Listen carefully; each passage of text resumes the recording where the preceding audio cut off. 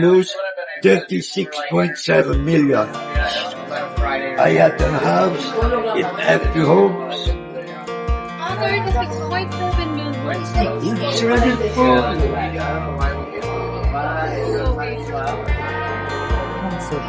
I feel bad. No, I don't have one piece of.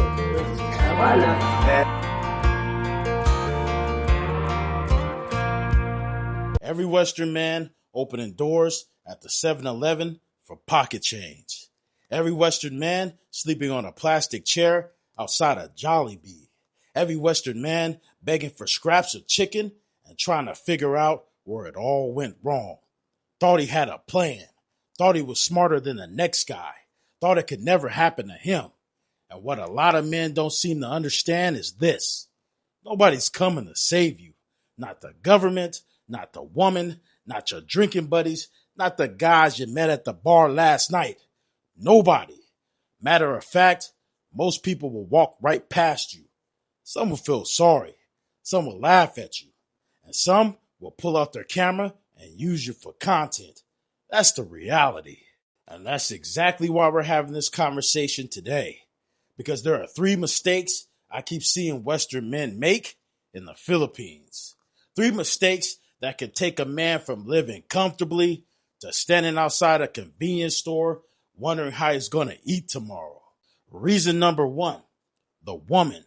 A lot of guys lose everything because they really believe that crossing the ocean somehow changes the game. They meet a young, beautiful Filipino online. Maybe it's Filipino Cupid. Maybe it's Tinder. Maybe it's Facebook. She's saying all the right things, telling him he's different, telling him she's never met a man like him. And before long, this dude is planning a whole new life.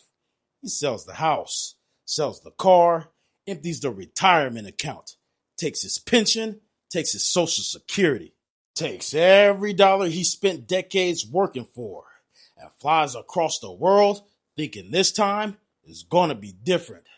Then he starts doing what a lot of men do when their tummy sticks get hard. He stops thinking. Now he's talking about buying land, building houses, starting businesses, investing money, creating a future. The problem is he came to a foreign country with zero leverage. None. He's putting money into land he can't own, businesses he doesn't fully control, assets that depend on somebody else's name, somebody else's cooperation, somebody else's goodwill. And here's where a lot of guys get themselves killed financially. They think because they took a woman out of poverty, because they built her a house, because they fed her family, because they started a business, that somehow respect is guaranteed, loyalty is guaranteed, that trust is guaranteed. Well, hey, good buddy, it isn't. Because the second the relationship goes sideways, reality shows up. Now you're arguing over money. Now you're arguing over property. Now you're arguing over businesses. And you're doing it in somebody else's country. You put all your leverage in her hands and then got surprised when you didn't have any left. And the crazy part, a lot of guys already learned this lesson back home. They crossed the ocean and made the same mistake all over again. The mistake wasn't meeting the woman. The mistake was betting your entire future on somebody you barely knew. And this isn't making stuff up. The Philippine Constitution literally restricts foreigners from owning private land under Article 12, Section 7.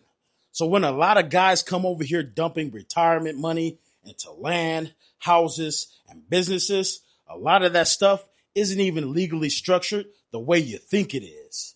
Then when the relationship goes bad, reality hits. And if you think relationships blowing up is some kind of rare thing, the numbers say otherwise. The Office of Solicitor General reported annulment and nullity cases climbed from 4,000 cases in 2001 to over 8,000 by 2010. By 2014, that number had climbed past 11,000 filings. That's thousands and thousands of relationships ending up in court. Now add property, add businesses, add money, add foreign ownership restrictions, Add somebody's family being tied into the middle of it. You really think all those stories ended peacefully? Reason number 2, the nightlife trap. Now, this guy is different from the first guy. The first guy lost everything chasing one woman. This guy loses everything chasing them all. This guy that couldn't get played back in his home country, couldn't get attention that he wanted. Then somebody told him the Philippines was cheap. Somebody told him that he could live like a king. So he sells his house, sells his car, cashes out everything, shows up with $100,000 in a bank account thinking that he's set for life. Now this idiot actually believes $100,000 is going to last him 20 years. And then he lands in Angeles City. Now he's surrounded by bars, freelancers, women, attention. And he starts buying booty like it's some type of retirement plan. The money gets smaller, smaller, and smaller. But he doesn't care because he's getting the attention he never got back home. The part that kills me, he actually thinks these girls like him. Brother, they're on the clock. This is a job. This isn't fun for them. You're the only one in the room that think this is fun. Everybody else is working. And while you're chasing the next freelancer, the next bar, the next night out, your bank account is getting murdered. Then one morning, reality shows up. Now you've got 1,000 pesos left. No income, no pension, no plan, no ticket home, no house back home because you sold it. No car because you sold it. Nothing. And now you're standing around trying to borrow money from people that warned you a year ago. There's an old saying, if you mess around in a pig pen long enough, eventually they're gonna get muddy. And I hate to say it, but this guy, I truly don't feel sorry for, because he didn't come over here thinking about the future. He came over here thinking with his tummy stick.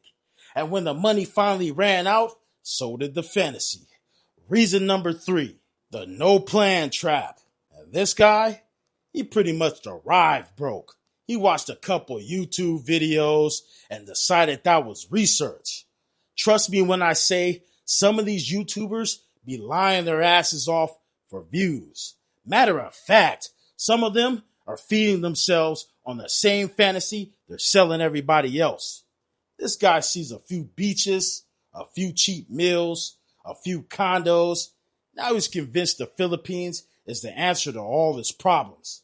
The problem? He was barely making it back home. Now he's over here on some crazy little social security check, thinking everything is going to magically work itself out. Bro, you still got to pay visas. You still got to pay rent. You still got to eat. And unless you're living in a damn pillbox like Ratatouille hidden under somebody's hat, life costs money. The reality is, he didn't have a plan.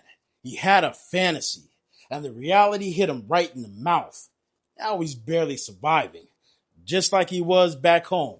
Except back home, he had a family. Back home, he had friends. Back home, he had a support system. Over here, he doesn't have a leg to stand on. And honestly, this is the one guy I actually feel bad for. Because a lot of these men weren't properly informed. They bought the dream without doing the research. Now they don't have a pot to piss in or a window to throw it out. And they're living worse than the people they thought they were coming over here to live better than. So how do you avoid becoming one of these guys? First off, you need some damn money. Real money. Not hopes, not dreams.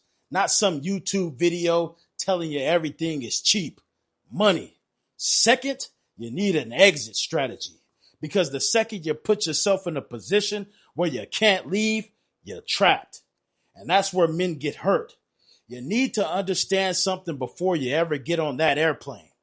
Everything you acquire in a foreign country should be something you're willing to walk away from tomorrow. The house, the business, the money, the relationship, all of it. Because the moment you build a life you can't leave, you stop being free. Think before you start buying things. Think before you start investing money.